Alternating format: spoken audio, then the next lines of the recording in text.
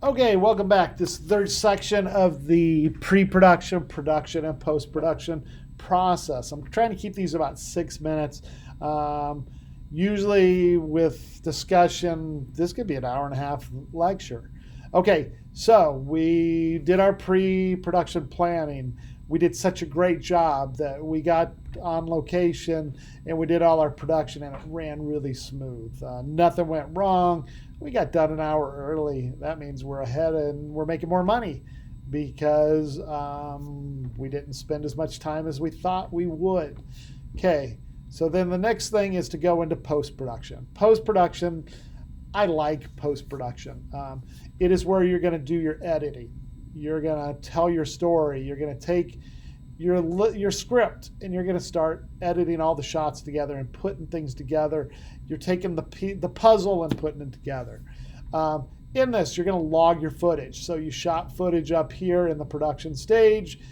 You've organized it all here in the field. Now you come back in your editor and you start organizing it on the computer. You start logging everything. And again, organizing and getting ready to do the edit. And the editing process, you could go from, just like the script, you can go from a rough edit to a final edit. You give an edit to your client, and they're going to go, what about this, this, this? You're going to give it to your director, and they're going to say, do this, this, this, and then you're going to finish it. You're going to put any graphics, lower thirds on documentaries, commercials, any special effects that it needs, audio sweetening, so voice, different things you're going to fix there. You're going to add music. You might add Foley sounds, so footsteps, doors closing, different things like that. So this is mainly editing and getting your project together, which you will be doing in Premiere Pro. Next week, I'm going to introduce you guys to Premiere Pro, and we're going to start editing, and we're going to have the first assignment assigned. Okay, so these all work together.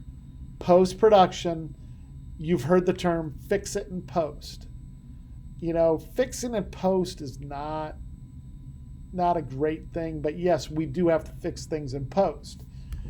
If you do a great job in production, post-production's easy, And again, if you do a great job in pre-production and you're all ready, production goes great.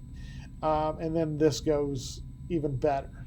You hire the right camera person, you're the right grip and electric people, the right audio people, and then this part goes really good. What you don't want this to be is a salvage process, okay? So you were lazy here. Oh, this doesn't go as good. There's you take some shortcuts, and this becomes a salvage process, okay? If you do it right, you can make really good stuff great. If you do really bad here, you can make garbage look okay and acceptable. Remember, if you're working for clients, if you're building things for an audience, you don't want people to look at it and be turned off by it or turn a channel or a client's not going to hire you again.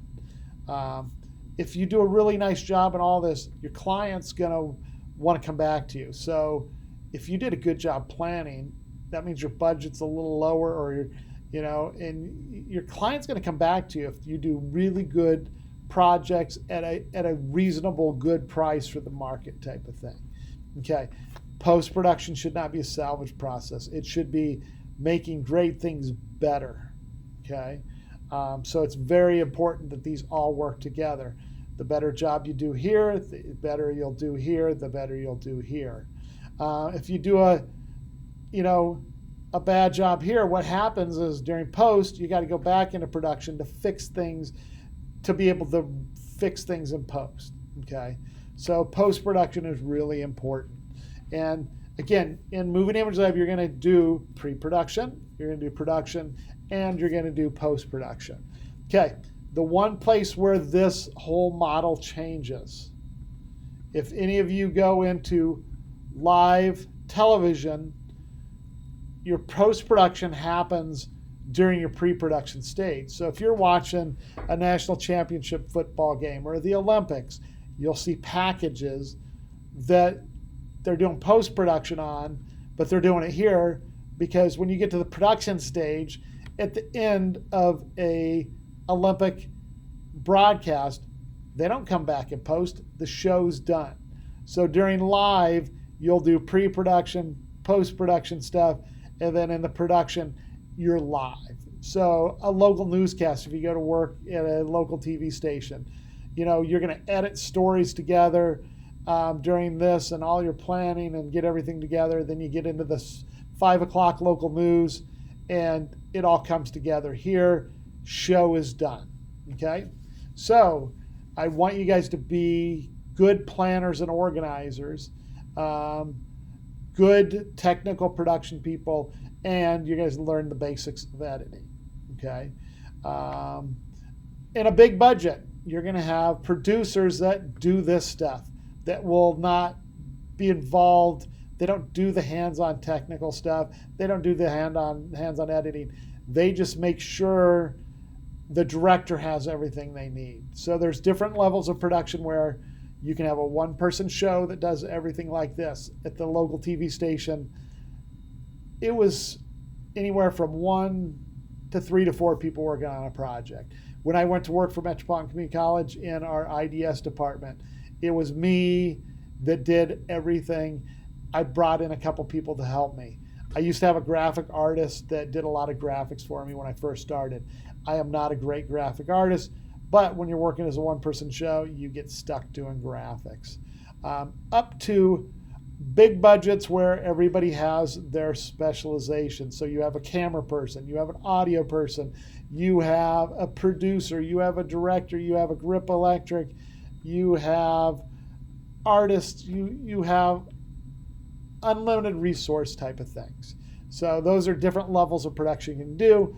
Okay, next week we'll go into the first project and editing in Premiere Pro. Have a great weekend. We will talk to you next week.